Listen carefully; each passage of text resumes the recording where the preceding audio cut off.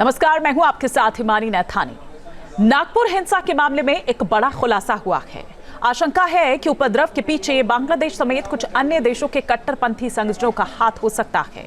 Police की cyber cell को बांग्लादेश के एक ऐसे फेसबुक अकाउंट का पता चला है जिसने नागपुर में उपद्रव को लेकर भड़काऊ पोस्ट किया था। इस बीच पुलिस ने 91 लोगों को हिरासत में लिया है, जिनमें 11 नाबालिग हैं। नागपुर के कपिलवन और नंदनगढ़ इलाके से कर्फ्यू हटा लिया गया है।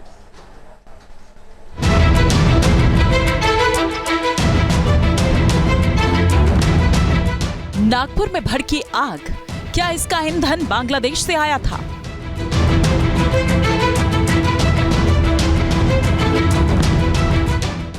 नागपुर में जली उपद्रव की ज्वाला, क्या इसकी चिंगारी बांग्लादेश से निकली थी?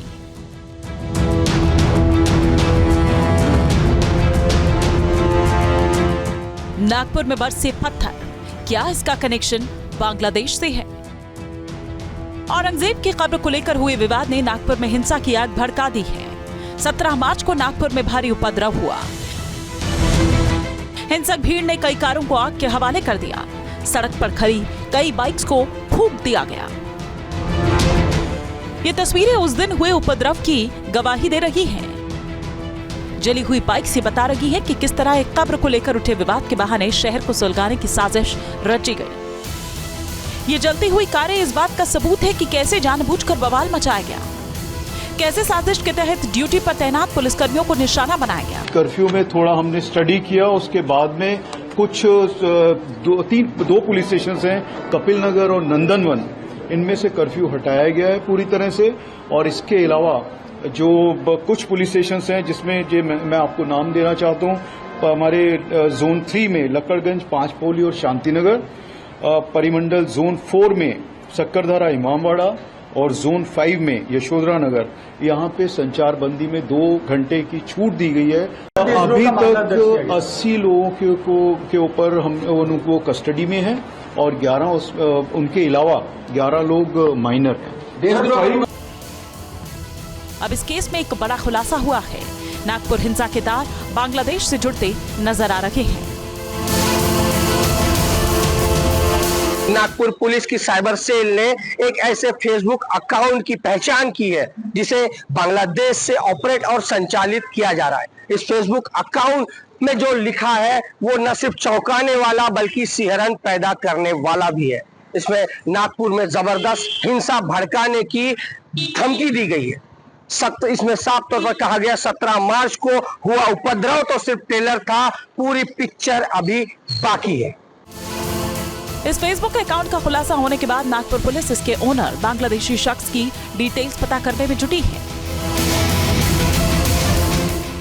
सूत्रों के मुताबिक महाराष्ट्र पुलिस की साइबर सेल ने फेसबुक से कहा है कि वो भड़काऊ पोस्ट करने वाले बांग्लादेशी अकाउंट को ब्लॉक कर दे। इस पूरी प्रोसेस में सोशल मीडिया का बहुत बड़ा कहीं ना कहीं प्रभाव रहा है।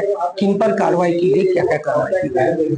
देखिए, इसमें हमने 4 प्रकार की एफआईआर दाखिल की है। पहला जो एफआईआर दाखिल किया है 27/2025, इसके अंतर्गत जो उस दिन प्रोटेस्ट हुआ था औरंगजेब के विरोध में, उसके वीडियो को डॉक्टर करके अपने हिसाब से नैरेटिव में सेट करके कुछ लोगों ने स्प्रेड किया, जिसकी वजह से लोगों को राइट करने की, दंगा करने की प्रेरणा मिली। 2 समुदाय के बीच में दंगा हुआ। दूसरा एफआईआर हमने दाखिल किया है कि जो दंगे हुए, जो पथराव हुआ, उसके वीडियोस को इन्होंने शेयर किया, लोगों के मन में अलार्म पैदा किया और फर्दर उसकी वजह से वायलेंस हुआ। तीसरा हमने जो दाखिल किया कि जिन्होंने इस प्रकार के सोशल मीडिया पे पोस्ट किए जिसमें दंगों को बढ़ाने के लिए लोगों को प्रेरणा दी गई। चौथा जो 30/25 दाखिल किया है उसमें जो वायलेंस हुआ उसको ग्लोरीफाई किया गया और सबवर्सिव एक्टिविटीज को प्रमोट करने के लिए इस प्रकार का उसमें मैसेज दिया गया। सर, देशद्रोह का मुकदमा कितने लोगों पर दर्ज किया? कोई 6 लोगों पर अभी दाखिल है, लेकिन उसमें और भी लोग बढ़ने की संभावना है। ये तो साफ है कि नागपुर में हिंसा भड़की नहीं बल्कि भड़काई गई है। अफवाह की चिंगारी से नागपुर को जलाने की साजिश की गई। करीब 500 लोगों की भीड़ जुटाई गई और अब इस षड्यंत्र का इंटरनेशनल एंगल भी सामने आ चुका है।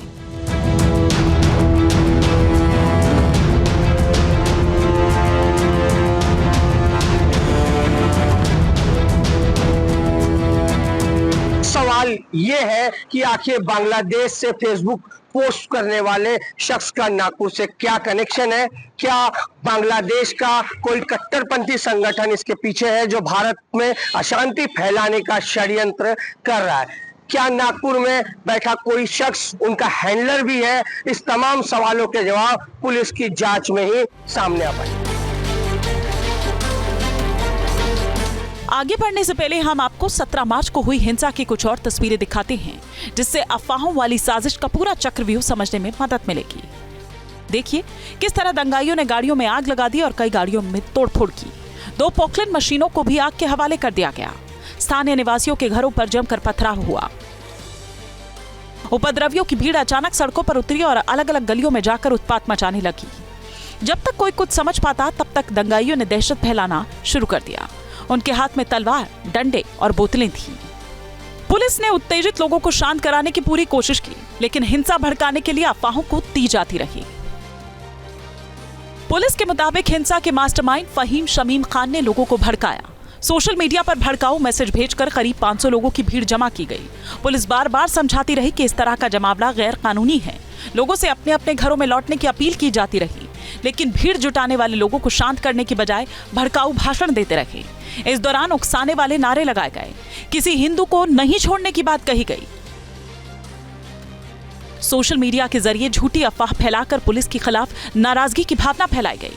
लिहाजा भीड़ और उग्र हो गई। अराजक भीड़ हिंसा फैलाने पर आमादा थी। पुलिस के बार बार समझाने के बाद भी दंगाइयों ने बात नहीं मानी। दंगाइयों की भीड़ जुटाने के लिए सोशल मीडिया का भी सहारा लिया गया। नागपुर हिंसा में बेहद अलग और सिहरन पैदा करने वाला अब मोड़ आया है। जी हाँ, नागपुर साइबर पुलिस ने जिस तरह के हिंसा के दौरान तकरीबन 172 वीडियो जो थे उन्हें खंगाला, उन्हें देखा, उन्हें जांचा, तो जांच में सामने आया 172 वीडियो जो हिंसा को प्रवृत्त कर रहे थे, संवेदनाएं भड़काने वाले थे। वो जो है पड़ोसी मुल्कों से, बांग्लादेश से तथा अन्य देशों से जो है उनके IP एड्रेस मेल खाते पाए गए। कहीं ना कहीं बड़ी हिंसा फैलाने की साजिश की भी बात इन वीडियो के जरिए आ रही है, जिसको साइबर सेल खंगाल रहा है। हम मौजूद है नागपुर के साइबर सेल में और नागपुर के साइबर सेल ने तकरीबन ये सारी वीडियो की जांच की, उन्हें खंगाला है और जीमेल तथा गूगल को इससे संबंधित मेल दिए और इन वीडियो को ब्लॉक करने की बात भी कही है। और इनके पीछे कौन है, किसके क्या मंसूबे, क्या इस पूरे मामले में इस हिंसा को लेकर और इस पोस्ट के साथ क्या फॉरेन फंडिंग भी हुई है, इसकी जांच भी NIA कर रही है। तकरीबन 50 और 9 लोगों की 60 लोगों के करीब खिलाफ जो है FIR दर्ज की गई और पुलिस के मुताबिक तकरीबन 1200 लोग इस पूरे हिंसा में जो शामिल थे उन्हें चिन्हित कर उन पर भी जो है कड़े तौर पर कार्रवाई की जाएगी और FIR दर्ज की जाएगी।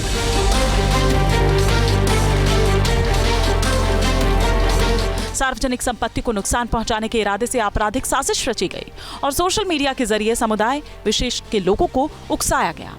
इसके बाद महाल और उसके आसपास हालात बिगड़ते चले गए।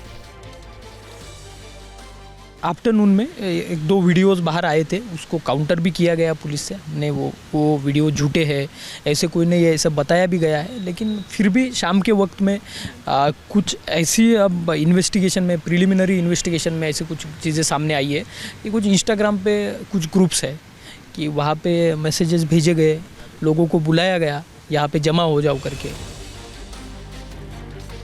औरंगजेब के पुतले को जिस चादर में जलाया गया उस पर धार्मिक शब्द होने की अफवाह फैलाई गई। इतना ही नहीं, ये उपद्रव में घायल 2 लोगों की मौत अस्पताल में होने की अफवाह भी फैलाने की कोशिश की गई। देखिए, नागपुर में जिस प्रकार से घटना हुई है, किसी समाज कंटकों ने नागपुर को अशांत करने का प्रयास किया है। जो घटना हुई है ये नागपुर के लिए अच्छा नहीं है। हम सब लोगों को आह्वान करते हैं आपके माध्यम से, समाज शांत रहे, कोई भी झूठी अफवाह पर समाज ना जाए। नागपुर तांडव मचाया गया। दंगाइयों ने पत्थर और हथियार ही नहीं बल्कि पेट्रोल बम का भी इस्तेमाल किया। यानी पहले ही तय किया गया था कि हिंसा के दौरान ज्यादा से ज्यादा नुकसान कैसे पहुंचाया जाए। इसमें कई लोग बाहर से आए थे, ऐसा पुलिस का कहना है, वहाँ के लोगों का कहना है। और वो पत्थर तो फेंके ही, हथियार भी चलाए, लेकिन पेट्रोल बम भी फेंके। पेट्रोल बम बनाना ये तो पूरी तरह ऐसे तुरंत होता नहीं, तो ये पूरी साजिश है। और ये साजिश नाकाम करने के लिए पुलिस जाती है, पुलिस पर हमला होता है। ये तो बहुत ही दुर्भाग्यपूर्ण घटना है। और इसलिए बिल्कुल उनको बख्शा नहीं जाएगा। जो भी इसमें है उसको कड़ी से कड़ी कार्रवाई की जाएगी। नागपुर पुलिस ने लोगों से अपील की है कि वो ना तो अफवाह फैलाए और ना ही किसी तरह की अफवाह पर ध्यान दे। इसमें इन्वॉल्व हैं, जो दिख रहे हैं, जो इन्वॉल्व थे, उन लोगों के ऊपर कार्रवाई हो रही है, उनको अरेस्ट किया जा रहा है। अफवाहों पे विश्वास ना करें, इस एरिया को छोड़ दें तो पूरा शहर में शांतता है और सब लोग शांतता से हैं। आप किसी भी चीज, अगर आपके सामने कोई भी चीज दिखती है या आपके सामने कोई कुछ बोलता है, अफवाह फैलाता है, तो उसकी खबर हमें दें, हम उसके ऊपर कार्रवाई करेंगे। साइबर सेल ने सोशल मीडिया पर सर्कुलेट किए जा रहे 97 ऐसे पोस्ट की पहचान की है जो झूठी और भड़काने वाली जानकारी फैलाने में शामिल हैं और अब इनके खिलाफ कार्रवाई की जा रही है। नागपुर से नरेंद्र पुरी के साथ team news nation. News nation अब व्हाट्सएप पर खबरों के ताजा अपडेट के लिए न्यूज नेशन के इस QR कोड को स्कैन करें।